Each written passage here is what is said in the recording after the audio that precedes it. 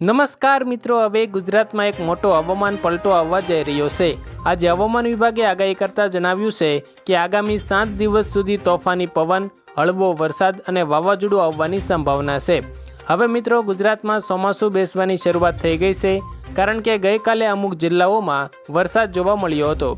હાલ મિત્રો, તમે પણ અહીં વેધર એપ્લિકેશનમાં જોઈ શકો છો કે હાલ ગુજરાતના કચ્છના જિલ્લાઓમાં ભારે વરસાદ જોવા મળી રહ્યો છે, કારણ કે મિત્રો અત્યારે પશ્ચિમના દરિયામાંથી ભેજવાળો પવન ફૂંકાઈ રહ્યો છે, જેના કારણે દરિયાકાંઠાના વિસ્તારોમાં ભારે વરસાદ જોવા મળી રહ્યો છે। હાલ મિત્રો, બંગાળની ખાડી અને ગુજરાતના અરબ સાગરમાં બે મોટા વરસાદી વાવાઝોડા શરૂ થયા છે અને આ વાવાઝોડાએ અત્યારે વિશાળ રૂપ ધારણ કરી લીધું છે અને આ બંને વાવાઝોડા ફૂલ સ્પીડમાં ઉત્તર બાજુ આગળ વધી રહ્યા છે। હવામાન વિભાગ જણાવે છે કે આગામી 7 દિવસોમાં આ બંને વાવાઝોડા એકબીજાની નજીક આવશે અને ટકરાશે અને આ ઘટના ગુજરાતની બાજુમાં થવાની છે, જેના કારણે તમે સમજી શકો છો કે કેવું તોફાન આવી શકે છે। તોફાની પવન ફૂંકાશે, ભારે વરસાદ પણ પડવાનો છે।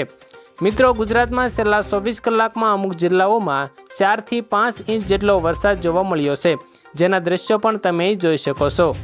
મિત્રો, ત્યાર પછી જો ગુજરાતના દરિયા કિનારાની વાત કરવામાં આવે તો હાલ સુરત અને ભાવનગર આ બંને જિલ્લાઓની વચ્ચે આવેલા દરિયાઓમાં હાલ એક મોટી વરસાદી સિસ્ટમ સક્રિય જોવા મળી રહી છે, જેના કારણે આગામી 48 કલાકમાં આ વિસ્તારોમાં જોરદાર પવન ફૂંકાશે અને આશરે 2 થી 3 ઇંચ જેટલો તોફાની વરસાદ પડવાની સંભાવના છે।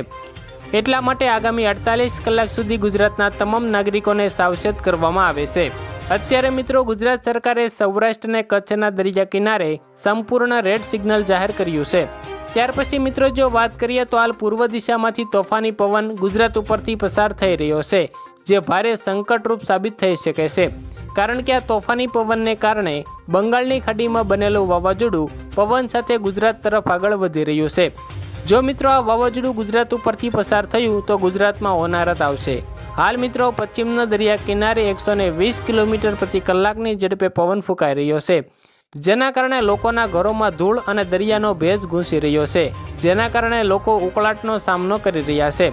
અત્યારે મિત્રો, દરિયામાં બનેલા તોફાની વાવાઝોડાના કારણે અત્યારે દરિયામાં ભારે કરંટ જોવા મળી રહ્યો છે, જેના કારણે દરિયામાં અત્યારે ઊંચા મોજા ઉછળી રહ્યા છે, જેના કારણે દરિયા કિનારે ભારે કરંટ જોવા મળી રહ્યો છે।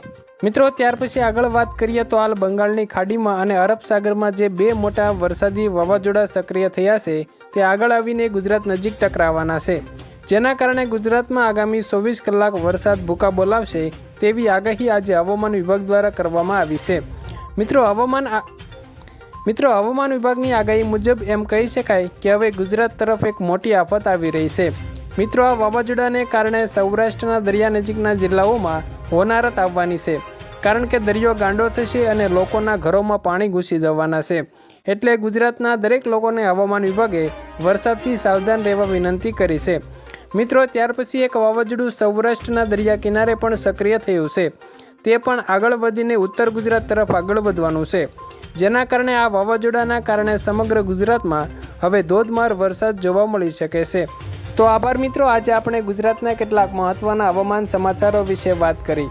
જો તમે દરરોજના આવા તાજા હવામાન સમાચારોથી માહિતગાર રહેવા માંગો છો તો અમારી આ યુટ્યુબ ચેનલને સબસ્ક્રાઈબ જરૂરથી કરી દેજો, તમારા મિત્રો સુધી શેર કરી દેજો, જેથી તેમને પણ આજના તાજા અને આવનારા નવા હવામાન સમાચારોની જાણકારી દરરોજ મળી શકે।